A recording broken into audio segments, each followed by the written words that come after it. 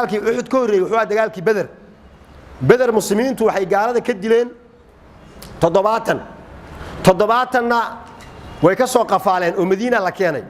oo markii dambe qaarna lacag laga qaaday qaarna macallimiina laga dhigo ilmaha waxa li farta bara carabi sa loo qoro 10 arday ayaa loogu dhiibay si ahmiyada cilmiga loo muujiyo kii farta bara ilmaha waa la fasaxay waxa li orod iska tag waa lagu sii daayay marka midlaynku waa laba laab waxay tahay 70 maxaabiisa iyo 70 dhimasho ah dad u geysateen hadda idinku Uhud waxa idinku dhacday 70 dhimasho ah laakiin 70 oo la idinka qafaashay ma jirto waa un dhimasho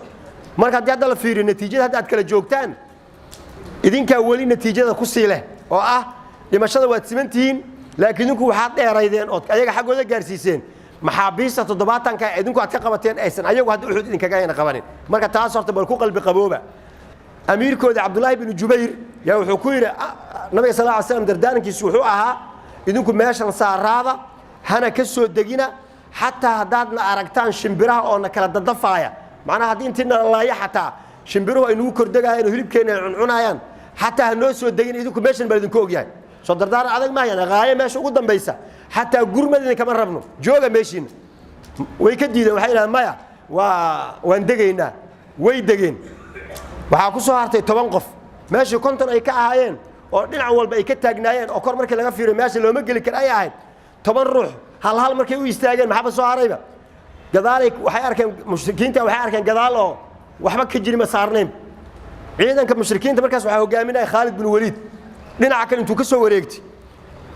oo Abdullah ibn Jubayr iyo 10kiisa xaqana ka gadaal uga imaadeen oo ay cagta ku dhufteen asxaabtii oo sii jeedo oo ururinayaan wixii la agabki meesha yaalay wixii laga cararay baa korka looga degay markaas korka markii looga degay inta kama ina firin in laga imaan doono markaas quraanku soo cabiray qof walba meeshii hortiisa ahayd ayuu u booday markaas waxa ay tusciduuna markaad ordayseen buurta xaqeeda u ordayseen hadda jaba markii la tago Madiina la soo booqanay waa la soo booqdaa shuhada Uhud buurtii iyo meeshay ku carareen asxaabtii ayaa arkaysaa halkaas ay mareen waxa tusciduuna wala talwuna ala ahad والرسول يدعوكم في اخراكم رسولكم وقال idin kaga yeeray ilaa cibaad Allah isoo noqda wanta ordaysa u leeyahay oo ruux isweydiinayo isan jirin si ordayseen barta taa xusuusnaada marka waxa ay quluub min indi anfusikum macnaha jabku wuxuu idinka soo gaaray khilaafkaas aad khilaafteen amarkii nabiga aad ka soo degteen buurta ayuu jabku idinka soo gaaray bas khalaas kan soo socdo maxay sameynayaan nabigu haduu meeshan istaaga yiraahdo ma ka soo tagayaan maxaa yeelay jabkii shalay ay ogyiin هذا هبك القرآن كعجبنimadiisa intii markii haday doonaan soo dageen gaalada laga celiyo oo la jabiyo gaalada yaa markii gaalada ay jabiyaan kadib waxa la dhihi karay inaad ka soo degtaan ma ahayn laakiin in saa loogu sheegay iyo in sidaan loogu sheego waxa baliiq oo xeel dheer sidaan loogu sheegay bimaana si waxa loo tusiyay mukhalafada rasuulka khilaafa xanuunka ay leedahay in la dhadhamiyo horta oo ay noqoto darsi mar dambe loo noqonin soo waxa ku maamulay nin dab hayday lama dhaho qof hadii oo bir oo qaban rabo oo dab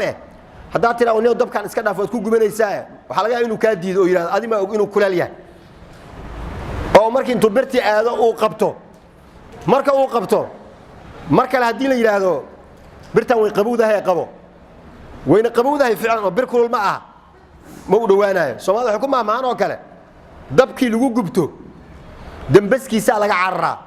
dab hadaad meel oo dab oo dambas caad u maleeysay ilaa dhuxula hoos yaa kaga jirtay waad ku istaagtay adoon daas qabin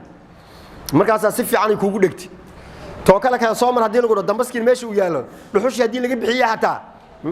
ani dambaskan ma maray leedaysa maxay waxaad xusuusan tahay tii haday ku qabatay marka darsigii lagu tusiyo tijaabo ku xanuujisa mar dambe uma noqonaysid inaad markaa sidoo kale aad yeesho darsigaas la tusiyo meesha aanu socdo marka waxay tahay inaga Soomaaliyeena mushkil inaan ku dhex jirno shaki kuma jiro waliba inuu daba dheeraatay oo sanawaad socota miyeen inoo haboonayn sida asxaabta halkii mar ay jabeen ay isu weydiiyeen dhahan dhibkan xaquu inaga socdaa ay isweydiiyeen waa loo sheegay waxa halkaas idinkaga socdaa wayna ka digtaanoodeen dib dib ugu noqonayaan Soomaaliya hadayna marka miyeen haboonayn aan islaan war Soomaaliya nahay dib ayaa in hayso u jeedaane horta dhibkan xaquu inaga jira moogtay ma aha inay waxa la yiraahdaa waa shayga salkiisa waa xididka jidriga xididka waxana waa laanta iyo meesha kore tusaalaan midna waxa la yiraahdaa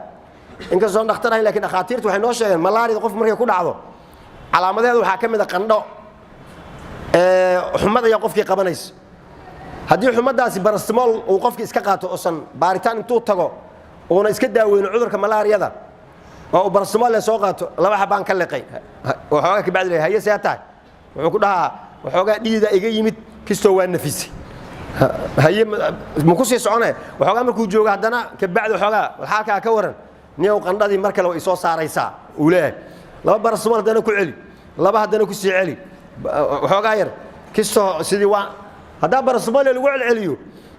qofkan barastimoolkan uu ka dhammaanaa asna wuu rafaadaa daawadiina lama helaayo maxaa la rabaa marka in la daaweeyo xididka keenaya arrintan oo ah malaariyada daawadeeda in la siiyo markii daawadeeda la siiyo xagga lagala soo dagaalamo oo la soo baabi'iyo madax xanuunka asaga iska tagay marka dambe laakiin haddaan salka laga soo baabi'inin oo kor kale laga daaweeyo oo barastimool la siiyo daawo lama helaayo mushkiladana Soomaalida waxay haysaa marka runta marka laga hadlo waxay tahay barastimool la liqayna ilaa hadda laba xab barastimool ku tuurayna warsay waxay naga yihiin waxoogaa madaxii uu noo yara qaboobay marka waxoogaa madaxii uu qaboobay yiraahdo haddana qandhadii ba haddana soo kacays markaas tan oo kale mayna soo martay tan oo kale ibadkeen mayna arkin waa maxay nagu dhacay ma garanayno haye barastimoolka ku soo celi marka ma barastimool ma daba soconaynaa mise xididka mushkilada raadinaa xididka mushkilada Soomaali marka fiiriso ogaada waxa ina haysta mushkilad ah dadku xukunka way jecel yihiin ilaan adduunka la joogaayo dadka isku mid ma ah qofaasuu madax ku noqon lahaa wax walba u sameynay ummadaha kale oo nabadda haystaay markay muddo isdagaalayeen kadib waxay ogaadeen dagaal inaan waxba lagu kala qaadaynin Mareykanka hadda Soomaaliya waa marka wadanka ugu dhaqaale badan oo ugu military badan saas oo kala dagaal soo kay uu soo maray way islaayeen Everest ka dhigan say isu leeynaayeen markii dambe waxay gaareen war islayntaan waan ku baabaynaaye qofkii xukun raba soo xukunku ku tago aan wax ku heshiino oo sidaas xukunka aan ku qaybsano haye inoo qora waxbay qoreen sida xukunka lagu gaaro waa la qoray ardayda dugsiyada hoose loogu dhigaa sida xukunka lagu gaaro qofkii raba inuu madaxweyne noqdo saasuu maraya talaabada soo qaada doorashadaas la galaa axzaabta lagu kala biira axzaabta dhexda laga ololeeyaa saan noqota xisbiga wax soo sharaxda xisbiga intaas oo qaybad haduu helo intaas haday helaan intii oo la isku daro ku meeshan ku badan oo ku horeeyo ilaahay malaha kana qaadi doono yaa waxa waliga ku badno halkan meel kale waxa jirta hadii la isku dardaro waxaas waxba kama jiraan kan lagu soo waxbay meel dhigteen